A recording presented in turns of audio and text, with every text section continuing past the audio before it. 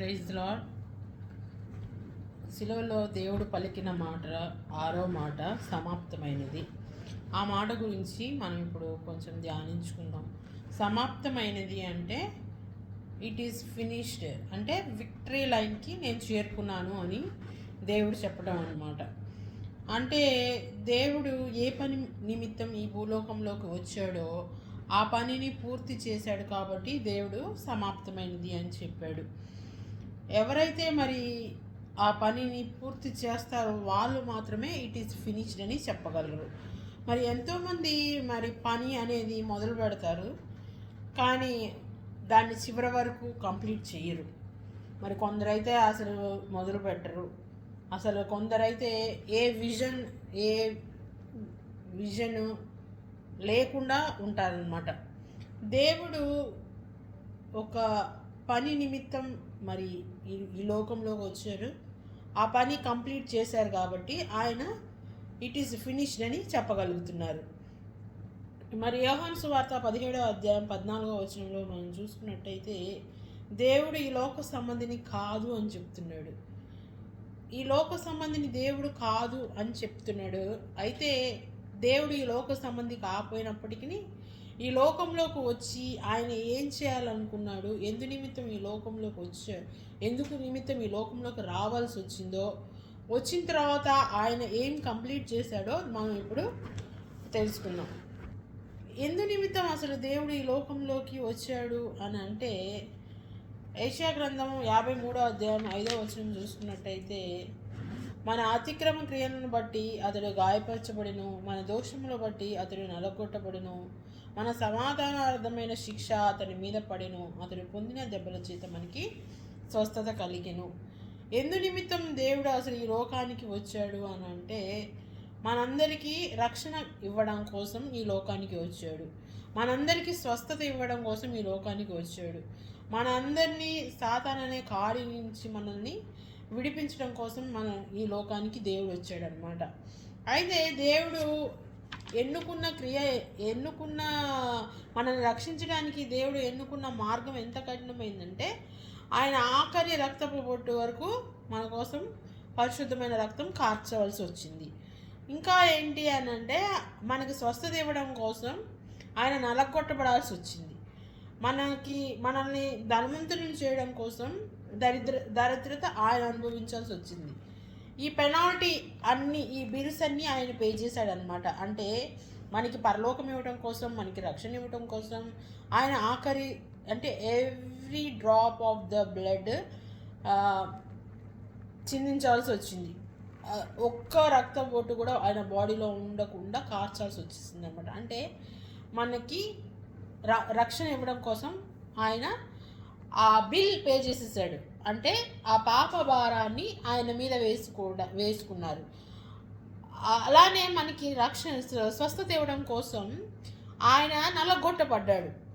ఆయన వ్యాధిగ్రస్తుడయ్యాడు, ఆయన రోగగ్రస్తుడయ్యాడు మనకి స్వస్థత ఇవ్వడం కోసం. సో మనం రోగంలో, శాపంలో, పాపంలో జీవించడానికి అవసరం లేదు, ఎందుకంటే అది ఆయన మోసాడనమాట. ఎవరైనా ఇప్పుడు ఉన్నత స్థానానికి వెళ్ళాలనుకోండి, ఐఏఎస్ ఆఫీసర్స్ లేదంటే ఐపీఎస్ ఆఫీసర్ అవ్వాలంటే ఊరికే తిని పడుకుంటే లేదంటే రోడ్డు మీద తిరుగుతూ ఉంటే అవుతారా?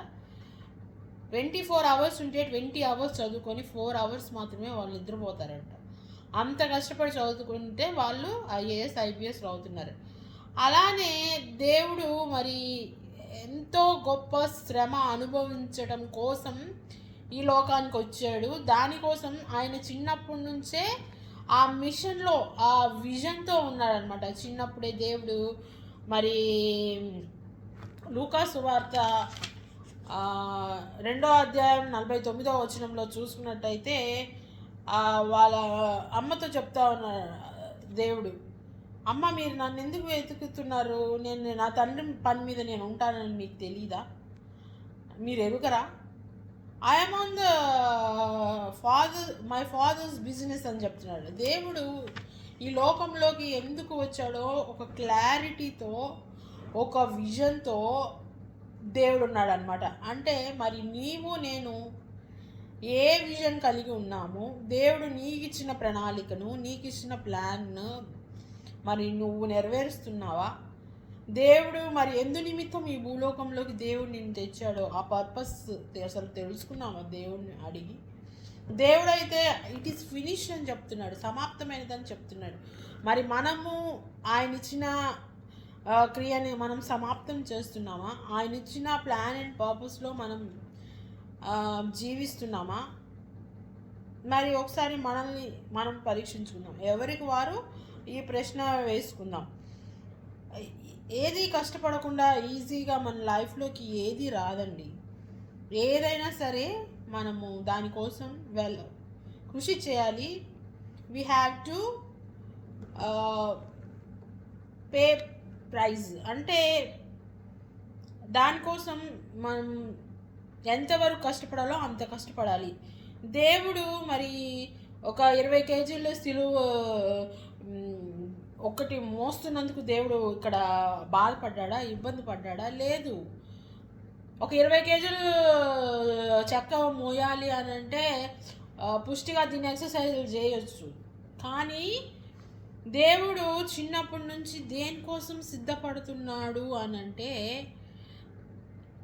లోక పాప భారం మొత్తం ఆయన మీద పడబోతుంది కాబట్టి, ఆ హీనాతిహీనమైన మరణం అంటే దొంగలకి వేయాల్సిన మరణం ఆయన ఎన్నుకున్నాడు కాబట్టి, మరి అవమానంలోకి నడిపింపబడటం, ఉమ్ము వేయబడటం, ఇవన్నీ ఆయన భరించాల్సి వచ్చింది. ఎందుకు అనంటే నిన్ను నన్ను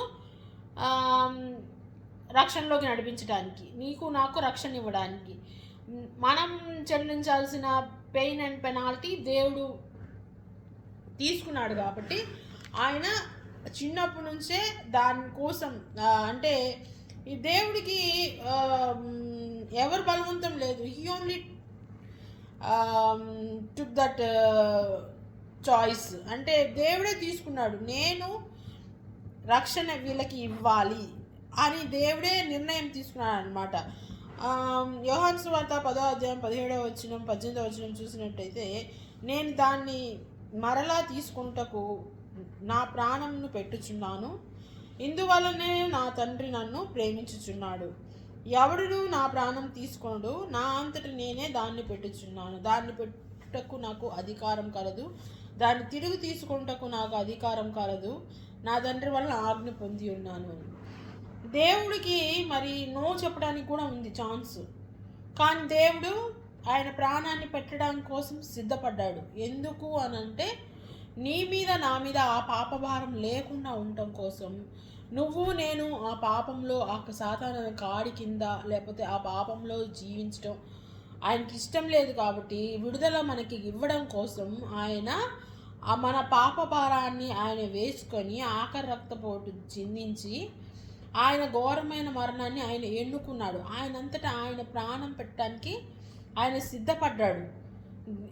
కానీ ఎంత మరి గెస్సెమనే తోటలో ఎంత దేవుడు కృంగిపోవాల్సి వచ్చింది అని అంటే దేవుడికి అక్కడ చెప్పడానికి నో చెప్పడానికి ఛాన్స్ ఉంది. చెప్పొచ్చు, తండ్రి నీ చిత్తమైన మరి ఈ గిన్నె నా అంచు తొలగించు, ఆయనను నీ చిత్తం కాదు నా చిత్తం కాదు నీ చిత్తమే నా పట్ల నెరవేర్చమని దేవుడు అడిగాడు. అక్కడ దేవుడికే ఉంది ప్రభా మరి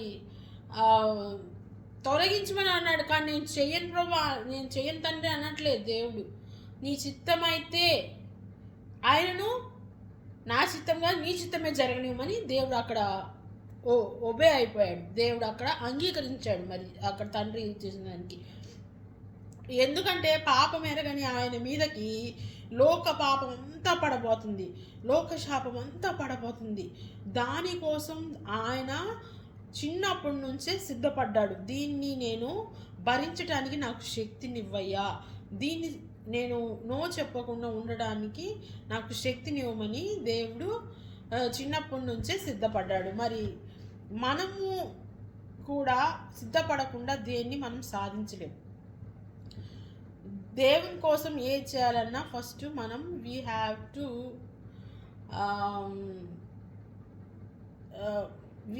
to spend our energy, our time and our money and సిద్ధపాటు కోసం.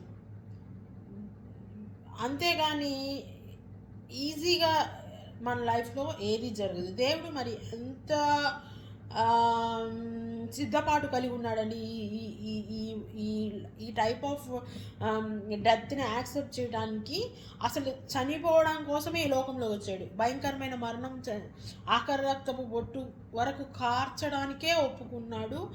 దానికోసమే ఈ లోకానికి వచ్చాడు. ఎందుకంటే మనకి రక్షణ ఇవ్వటం కోసం. మనకి రక్షణ ఇవ్వటం కోసం దేవుడు మరి సింహాసనం నుండి ఈ లోకం ఆయనది కాదు. ఈ మరి దేవుడు ఎక్కడ చెప్తున్నాడంటే యోహాను సువార్త 17:14 చూసుకున్నట్టయితే దేవుడు చెప్తున్నాడు, నేను ఈ లోక సంబంధిని కాదని చెప్తున్నాడు. ఈ లోక సంబంధి కాకపోయినా సరే ఈ లోకంలోకి వచ్చి మన కోసం ఆయన ఆ అధికారాన్ని వదిలేసేసి, దేవుడు అథారిటీని వదిలేసేసి నీ కోసం నా కోసం దాసుడిగా రిక్తుడిగా ఈ లోకంలో తన ప్రాణాన్ని పెట్టడానికి వచ్చి ఆ రక్షణ క్రియ సమాప్తి చేశాడు. కాబట్టి సమాప్తమైనది అని చెప్తున్నాడు. ఇట్ ఈస్ ఫినిష్డ్ అని చెప్తున్నాడు. Thank you friends, thank you very much. Praise the Lord. Hallelujah.